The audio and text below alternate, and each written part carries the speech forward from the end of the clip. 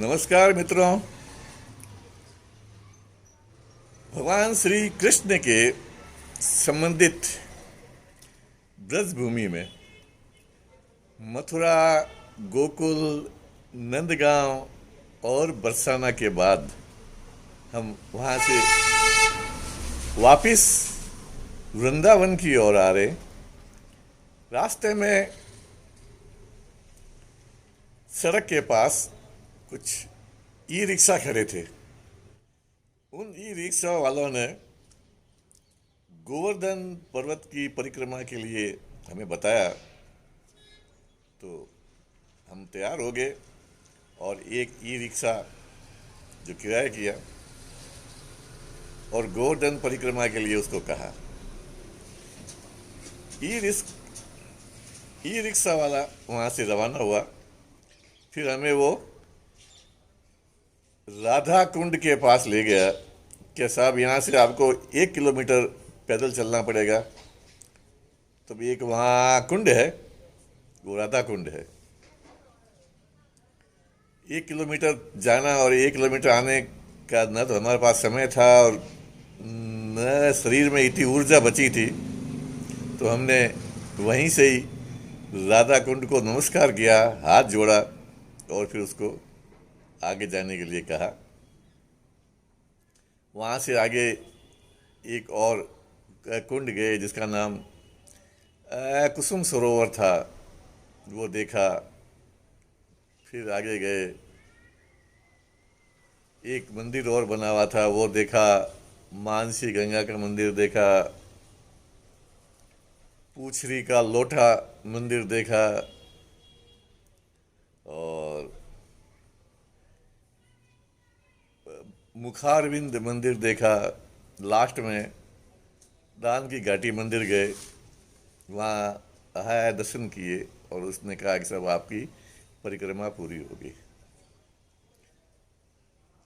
इस परिक्रमा के संबंध में जो मैंने ऑब्जर्व किया, महसूस किया, वो मेरे निजी विचार है।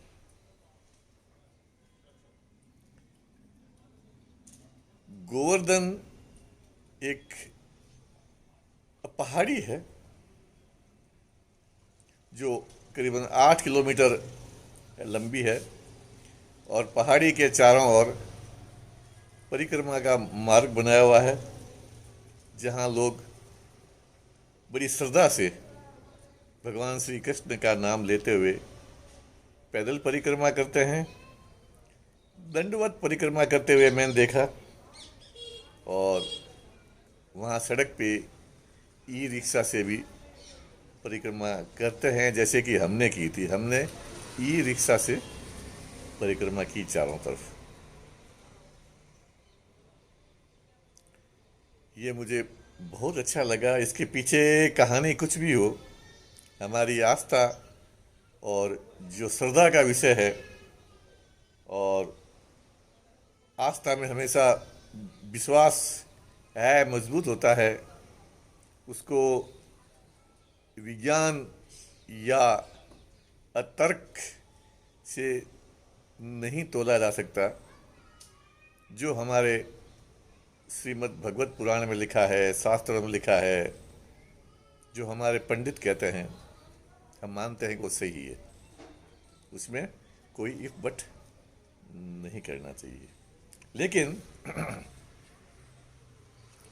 ये देखा कि गोवर्धन पर्वत एक प्राकृतिक भूमि है और यहाँ हमने पर्वत को पूजने की बात देखी, यानी कि प्रकृति की पूजा देखने को मिली।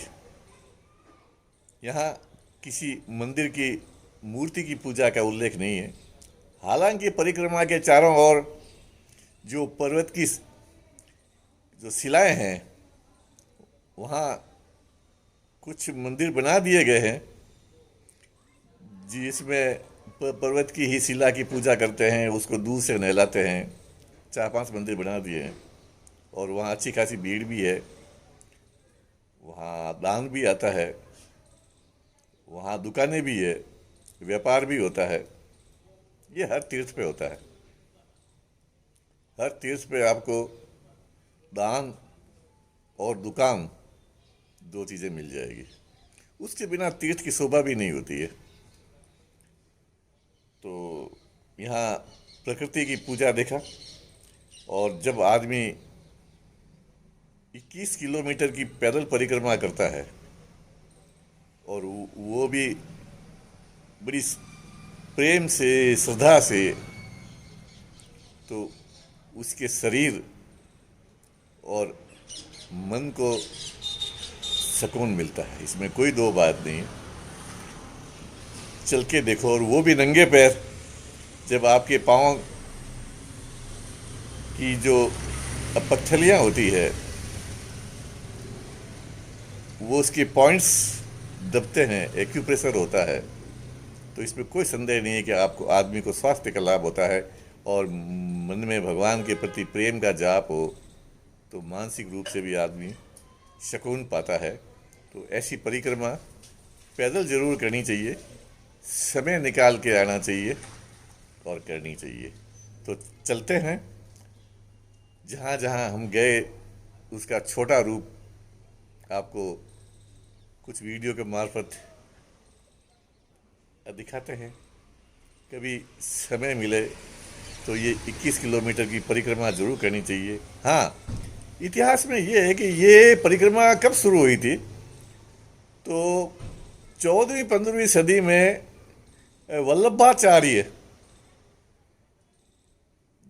जिनसे आगे पुष्टि मार्ग बना, उन वल्लभाचार्य जी ने इस पर्वत की परिक्रमा की थी, क्योंकि उन्होंने इस पर्वत को साक्षात भगवान कृष्ण माना। ये इसलिए वे पर्वत के ऊपर नहीं चढ़े और इसकी परिक्रमा की। लेकिन आज के काल में ये गोवर्धन पर्वत की भूमि वन विभाग द्वारा एक संरक्षित वन घोषित किया हुआ है, और इसका एक प्रकरण एनजीटी में चल रहा है कि कुछ भूमाफियाओं ने इसके ऊपर अतिक्रमण किया, कई मंदिर बनाए, गेस्ट हाउस बनाए, और कुछ शवों को गाड़ने के लिए भी भूमि बनाई, कई तरह के अतिक्रमण किए, जो एनजीटी के आदेश पर वन विभाग के अधिकारियों कर्मचारियों ने हटाए भी हैं वहां से। इस पूरी ब्रज यात्रा में मैंने देखा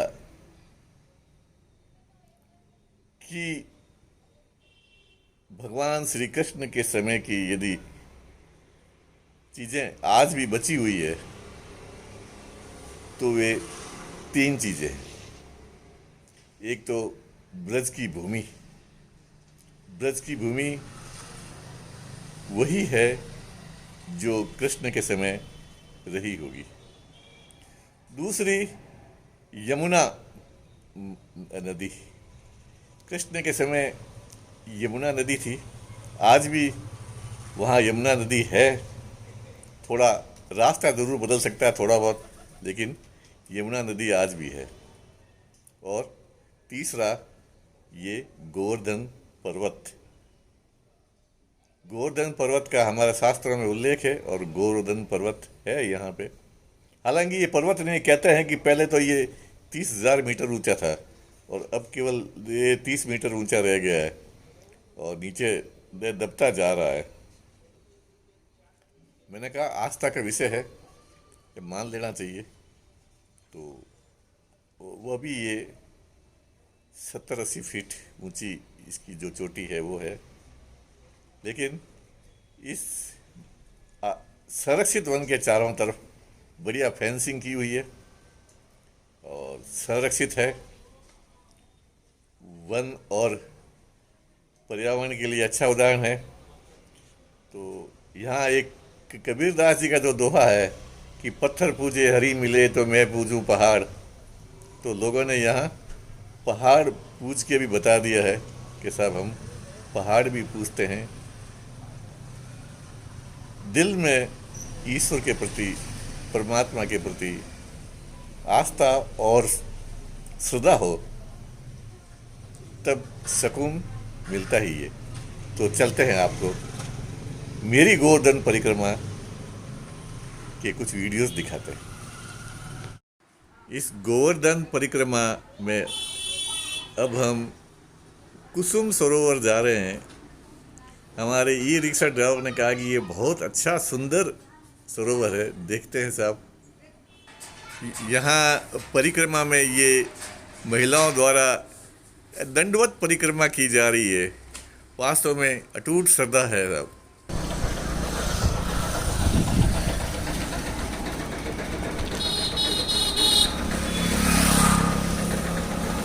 नाम क्या आपका? ये रहोगे?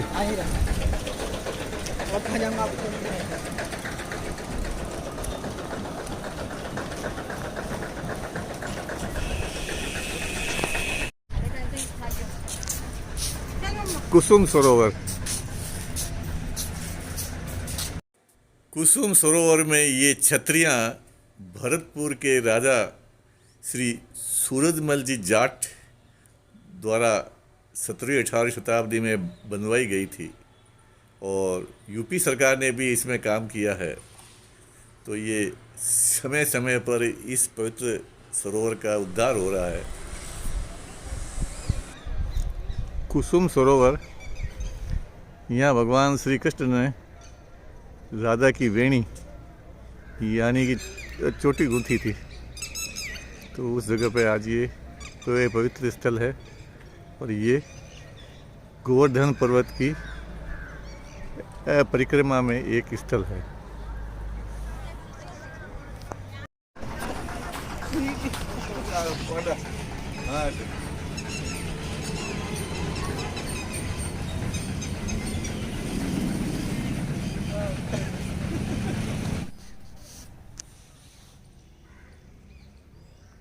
Shri Uddhav ji ancient temple.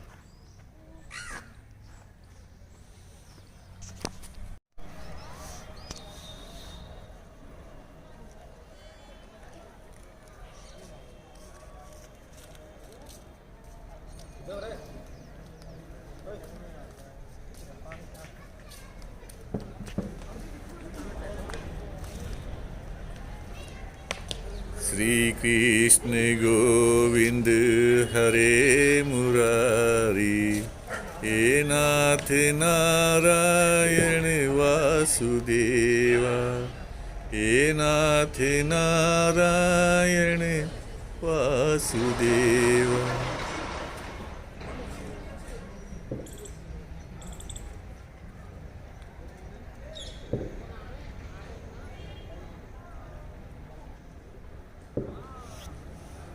यहाँ ये बंदरों की पूरी टोली घूम रही है। लोग इनको खाने के लिए भी देते हैं, लेकिन यहाँ के बंदर यह चश्मा बटुआ आदि नहीं छीनते हैं, जबकि सुना है कि वृंदावन के बंदर ये छीन लेते हैं। राधा वन बिहारी।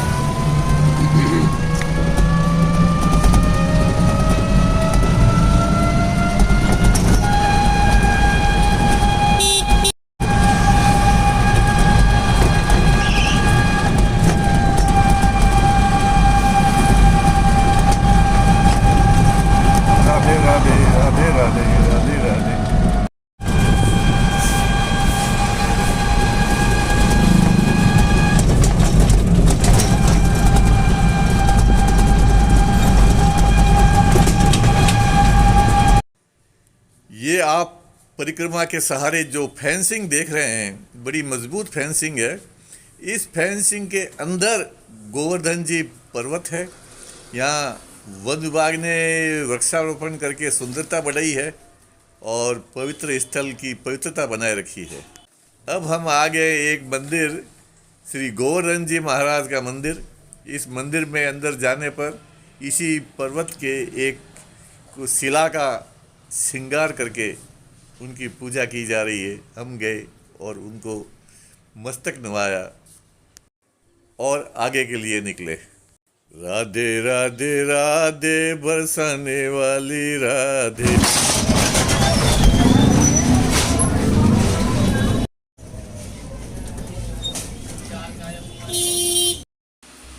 अब हम मानसी गंगा पहुंच गए हैं। ये मानसी गंगा का कार पार्किंग स्थल, ये मंदिर दिखाई दे रहा है। यहाँ आकर के हमारा ई रिक्शा खड़ा कर दिया गया है। अब यहाँ से पैदल जाएंगे मंदिर में। मंदिर में वही गोवर्धन पर्वत की शिलाओं की पूजा हो रही है और दुग्धाभिषेक भी हो रहा है। चलो आपको दिखाते हैं।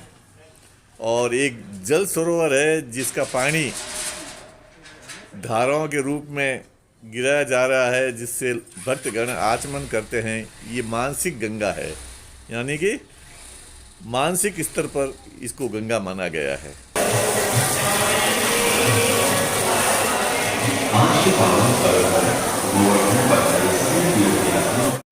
मानसी गंगा मंदिर के दर्शन करके अब हम परिक्रमा में आगे बढ़े हैं।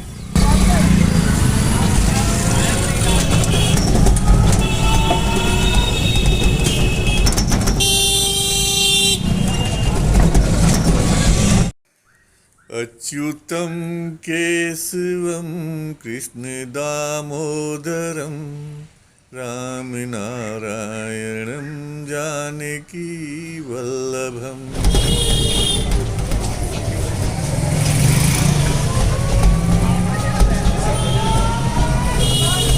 अब हम राजस्थान की सीमा में आ गए हैं और ये राजस्थान की सीमा में डीग जिले में ये पूछरी का लोठा मंदिर है। इस गांव का नाम पूछरी है और कहते हैं कि ये पूछरी के जो लोठा नाम के एक पहलवान थे जो भगवान कृष्ण के साथ में कुश्तियाँ लड़ते थे। जब भगवान श्री कृष्ण द्वारका गए तो ये इन्होंने उनके साथ जाने से मना कर दिया। इनको ब्रज भूमि से बड़ा प्रेम था तो वे यहीं बैठ गए और आज भी भगवान श्री कृष्ण के आने का इंतज़ार कर रहे हैं। जय हो लोठा जी भगवान की जय। करके जाओ बहन अपने हाथों से दान। जय श्री राधे राधे राधा राधे। ये दे बोल रहे नहीं हमारे तो बेटी हो थलारे आ रही है। आ बेटी मार रही।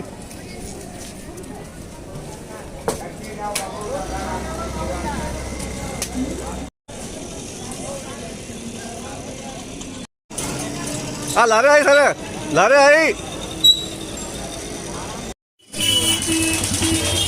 मुखारविंद मंदिर, ये पुराना भवन।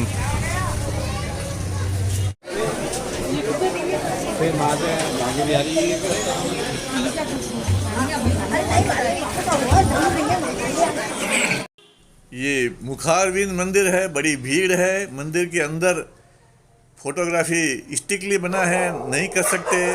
वहाँ एक पर्वत की जो शिला का श्रृंगार करके उनको भगवान बनाया गया है, उनकी पूजा करते हैं। और इस मंदिर के बाद हम वापस रवाना हुए।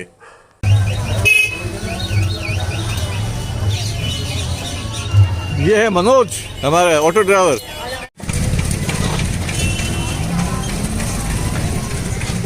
ये दान घाटी मंदिर पहुंच गए हैं, जो आज परिक्रमा का आखिरी पड़ाव है।